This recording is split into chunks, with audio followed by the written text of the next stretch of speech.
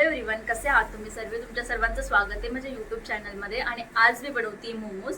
तर मी बोलले ही छोटीशी रेसिपी मी तुमच्या सर्वांसोबत शेअर करू. तर बघूया आपण मी काय काय भाज्या घेतल्या. मैद्याचं पीठ, अद्रक लसूणची पेस्ट, कांदा, शिमला मिरची, पत्ता कोबी, हळद, मीठ आणि लाल मिरची पावडर. आणि त्याचबरोबर मी इथे घेतले black pepper powder, soya sauce, chilli sauce आणि गाजर.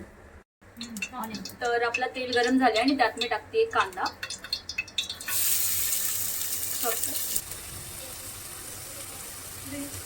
तर आता त्याच्यामध्ये मी टाकते 1 चम्मच जिंजर गार्लिक पेस्ट,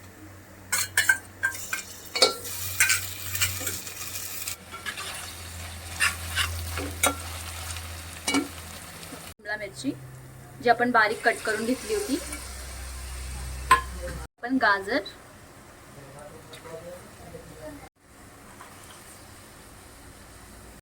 थांब ब्लॅक पेपर पण टाक ना, थोडं टाकू, थोडंसं टाकू. आणि याच्यामध्ये टाकतो आपण आता ब्लॅक पेपर पावडर थोडं.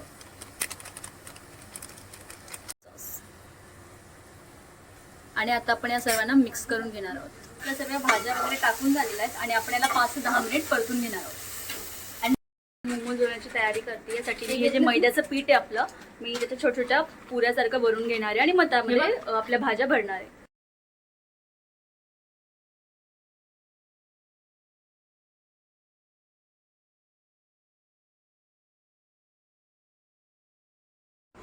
आणि छोटीशी पुरीसारखी मी पुरी लाटून घेतली आहे मैद्याची. आणि याच्यामध्ये आपलं जे मिश्रण आहे आता मी ते भरते आहे. आणि हे जास्तही भरायचं नाही आहे, अगदी मीडियम रित्या भरायचं आहे. आणि याला फोल्ड करून घ्यायचं आहे. आणि हलक्या हाताने तुम्ही बघू शकता याला एक एक फोल्ड करत राहायचं आहे.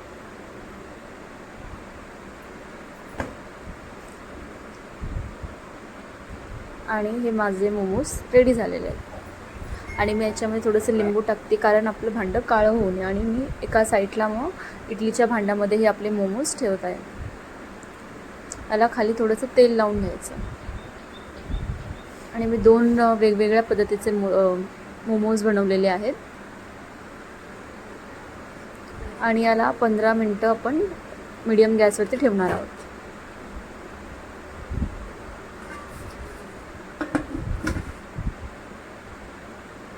आणि तुम्ही बघू शकता आपले मोमोज तयार झालेले आहेत.